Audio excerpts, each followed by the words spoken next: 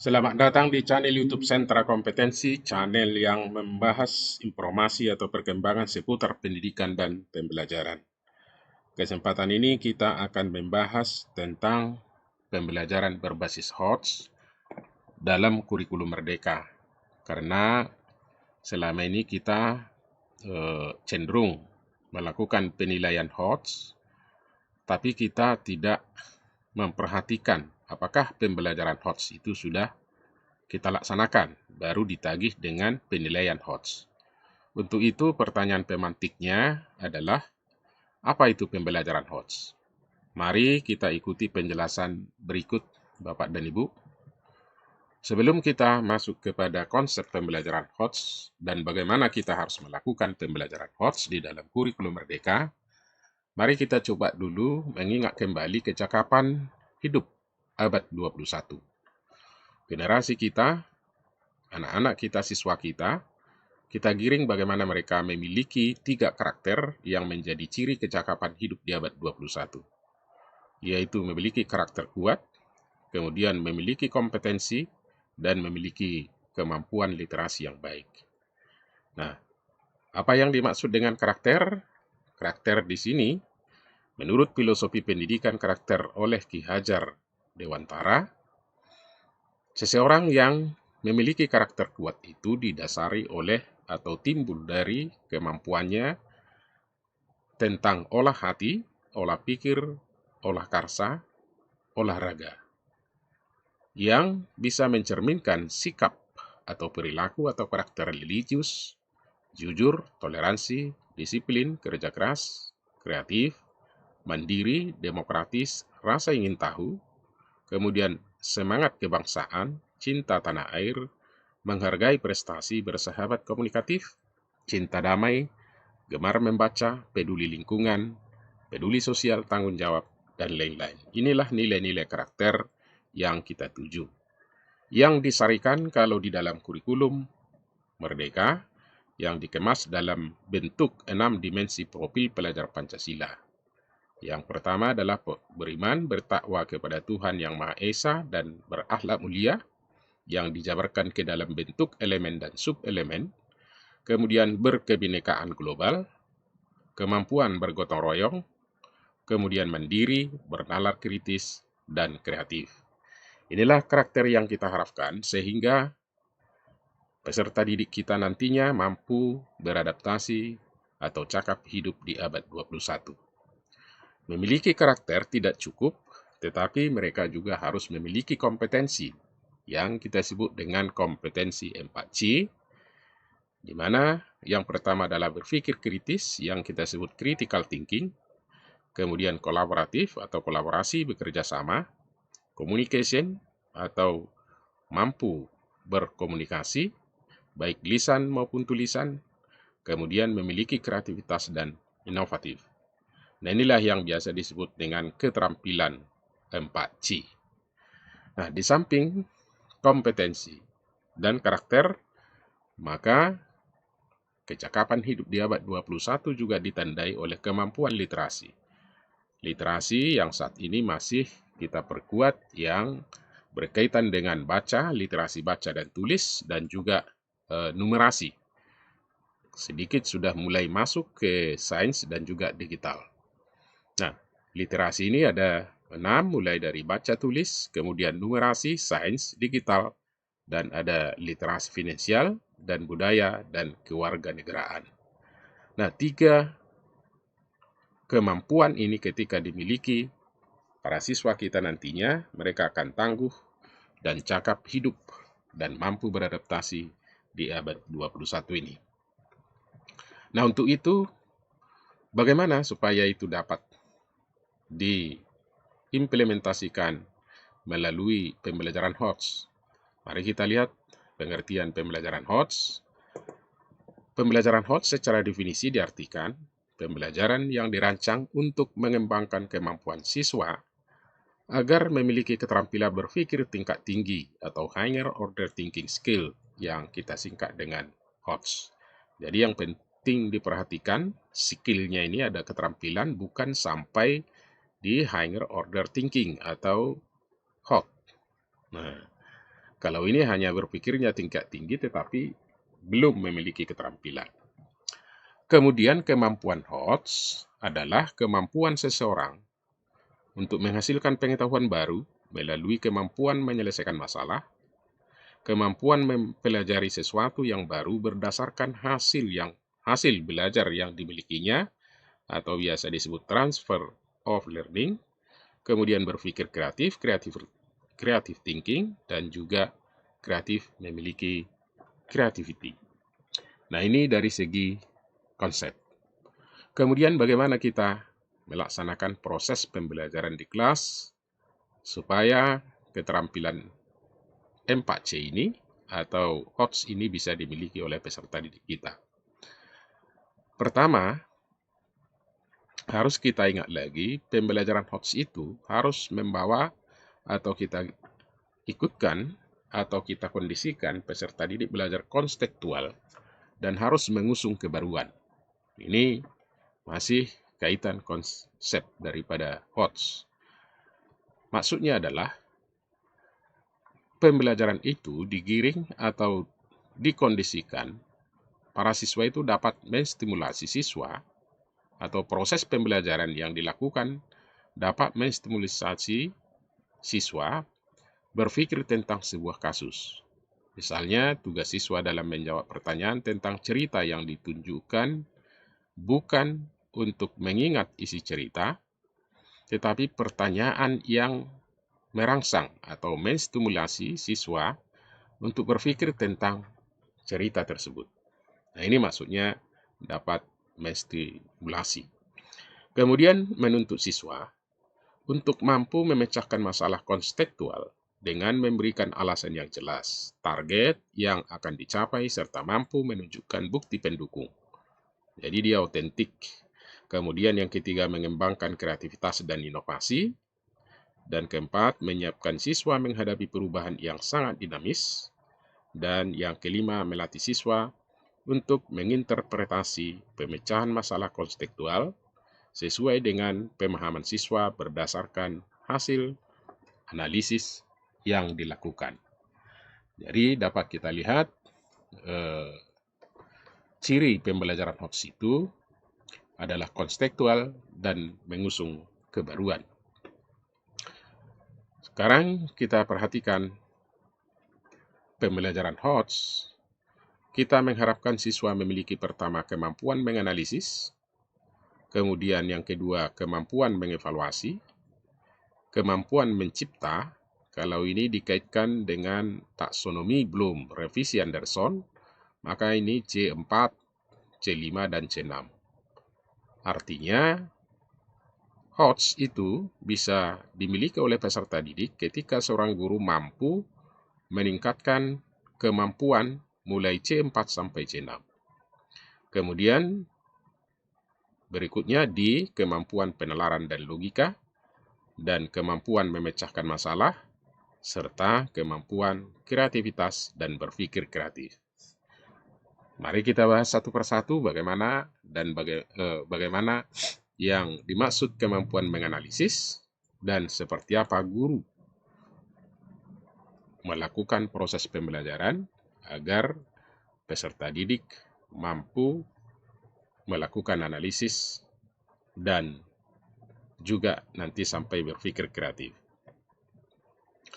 HOTS sebagai hasil belajar. Pertama, kemampuan menganalisis.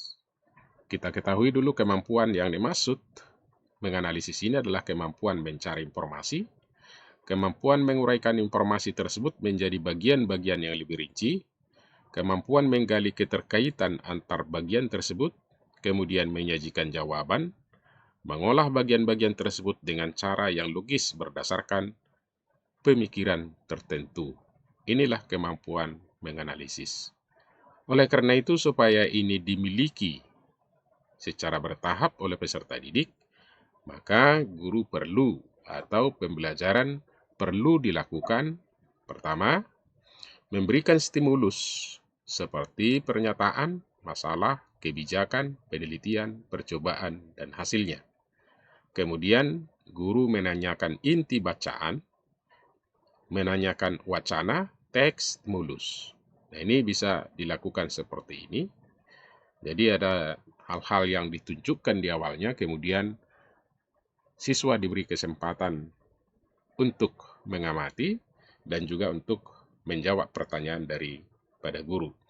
Kemudian menanyakan kriteria untuk melihat masalah tersebut terkait kualitas, apakah benar atau salah, kemudian ada tidaknya sesuatu yang penting di sana, kemudian ada argumentasi berupa pembuktian, atau juga bagaimana mereka bisa menarik kesimpulan dari apa yang dilihat atau dialami. Ini yang diminta dari kemampuan menganalisis. Kemudian yang kedua, kemampuan mengevaluasi, atau ini sudah sampai ke tataran C5. Pertama, kemampuan memberikan penilaian atau pertimbangan atas sesuatu. Kemudian kemampuan mengevaluasi itu adalah kemampuan membandingkan penilaian dengan kriteria yang ditetapkan. Dan yang ketiga, mengevaluasi bukan pilihan yang sifatnya pribadi atau subjektif, tetapi didasarkan pada penilaian bernalar, yaitu berdasarkan bukti dan logika yang baik. Nah, agar peserta didik dapat memiliki secara bertahap, maka proses pembelajaran hendaknya diarahkan atau dilakukan dalam bentuk pertama, guru memberikan beberapa bahan dan meminta siswa untuk memberikan penilaian terhadap bahan itu sesuai tujuan pembelajaran. Kemudian siswa diminta merumuskan kriteria acuan. Jadi apakah ini benar atau tidak? Siswa terlibat dalam merumuskan kriteria atau acuan yang digunakan. Kemudian siswa dilatih menyimpulkan menggunakan bukti pendukung dari stimulus yang diberikan. Nah, inilah yang dilakukan oleh guru untuk terbiasa peserta didik atau mampu mereka mengevaluasi. Kemudian yang ketiga, kemampuan mencipta. Ini adalah kemampuan mengorganisir hal-hal yang tidak sama, menyatu dengan cara atau susunan yang baru, atau menyusun ulang hal-hal yang sudah ada menjadi sesuatu yang baru. Jadi kemampuan mencipta ini adalah, menurut taksonomi Bloom revisi Anderson, ini merupakan kemampuan tertinggi. Itu kemampuan mengorganisir hal-hal yang tidak sama atau tidak menyatu dengan cara, atau bisa juga membentuk hal yang baru dengan menyusun ulang yang sudah ada menjadi sesuatu yang baru. Nah, supaya ini tercipta, maka pembelajaran HOTS hendaknya dilakukan. Pertama, guru bisa memberikan tugas ke siswa untuk memecahkan masalah sehingga siswa mencari serangkaian solusi atas masalah, merencanakan serangkaian langkah untuk mencapai tujuan, atau menghasilkan sesuatu yang baru. Nah, ini jadi pemberian kesempatan kepada peserta didik untuk berpikir dan memecahkan masalah sangat penting. Kemudian mensintesa konsep yang bersumber dari beberapa sumber belajar. Mensintesa berarti mengumpulkan, menghimpun beberapa konsep yang bersumber dari beberapa sumber belajar. Nah, kesempatan ini yang kita latihkan sehingga secara bertahap akan terbiasa mereka untuk memiliki kemampuan mencipta. Kemudian D, kemampuan penalaran dan logika, ini terdiri dari 3. Pertama, kemampuan deduksi, yaitu kemampuan menarik kesimpulan dari suatu pokok pikiran bersifat umum yang disertai kasus-kasus.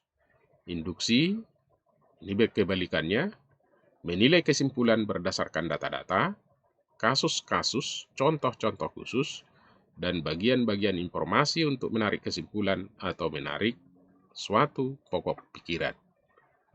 Kemudian analogi, kemampuan membaca pola dalam data atau kemampuan membaca dalam bukti lain. Nah, ini yang perlu diperhatikan bagaimana penalaran dan logika peserta didik itu bisa berkembang. Maka hal yang harus kita lakukan dalam proses pembelajaran adalah guru meminta siswa untuk menuliskan contoh-contoh sesuai dengan konsep tertentu. Tentunya kalau kita sudah mengerti konsepnya ini, kita akan bisa membuat penugasan-penugasan yang mengarah kepada apa yang dimaksud dalam penjelasan ini. Kemudian, guru meminta siswa untuk membuat contoh-contoh sesuatu, lalu membuat generalisasi atau kesimpulan. Nah, ini yang kita lakukan dilakukan guru untuk melatih penalaran dan logika. Kemudian, yang E, kemampuan pemecahan masalah atau problem solving. Ini adalah kemampuan peserta didik dalam mengidentifikasi masalah, mengidentifikasi ketidakrelevanan, kemudian menjelaskan dan mengevaluasi berbagai strategi, membuat model masalah, dan menentukan penyelesaian masalah. Nah, kemampuan seperti ini akan bisa muncul ketika guru memberikan proses pembelajaran yang mengarah kepada hal berikut. Guru memberikan masalah kepada siswa dan meminta siswa menyelesaikan masalah tersebut sesuai dengan langkah-langkah yang diberikan. Jadi kita beri gambaran atau langkah-langkah cara bekerja, tetapi biarkan siswa untuk memulai atau melakukannya. Dan kita memfasilitasinya. Kemudian yang kedua, guru melakukan evaluasi terhadap kinerja siswa dan memberikan umpan balik terhadap pekerjaan siswa. Umpan balik bisa berupa konfirmasi, penguatan, reinforcement, kemudian apresiasi, juga motivasi, dan lain-lain. Kemudian yang terakhir, kemampuan kreativitas dan berpikir kreatif. Yang disebut kreativitas adalah menempatkan sesuatu secara bersama-sama dengan cara-cara yang baru, baik itu bersifat konseptual atau artistik. Mengamati hal-hal lain yang mungkin terlewatkan.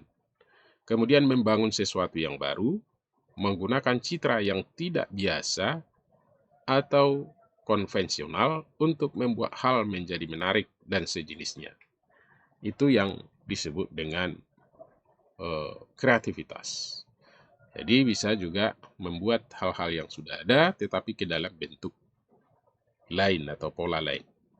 Kemudian berpikir kreatif itu adalah curah pendapat atau menyusun ide-ide baru dan kemudian berpikir kritis. Jadi ini yang mempengaruhi yang kita sebut dengan critical thinking. Nah, bagaimana anak supaya terlatih memiliki keterampilan kreativitas dan berpikir kreatif? Pembelajaran yang tepat dilakukan adalah siswa mengerjakan tugas yang diberikan guru, dan mereka juga menyajikan kepada guru hasil pekerjaan mereka. Jadi ada presentasi. Kemudian guru melihat apakah yang telah mereka kerjakan, baik itu bersifat proyek, esai, puisi, makalah, sejauh mana hasilnya memenuhi persyaratan tugas, dan menunjukkan apa yang bisa mereka lakukan sebagai umpan balik. Nah, ini perlunya umpan balik dalam proses pembelajaran ini. Kemudian yang ketiga bisa dilakukan, guru menilai kreativitas siswa, sebaiknya guru sendiri menggunakan penilaian kritis. Nah, ini Bapak dan Ibu yang bisa atau konsep bagaimana kita nanti melakukan pembelajaran HOTS sehingga kita nanti akan menagih penilaian dengan HOTS atau kita buat apa yang kita sebut dengan soal HOTS. Demikian penjelasan tentang pembelajaran HOTS. Nanti di seri yang kedua kita akan mendiskusikan yang kita sebut dengan penilaian HOTS. Terima kasih atas perhatian dan tetap semangat untuk menyujudkan pendidikan yang bermutu di satuan pendidikan kita masing-masing.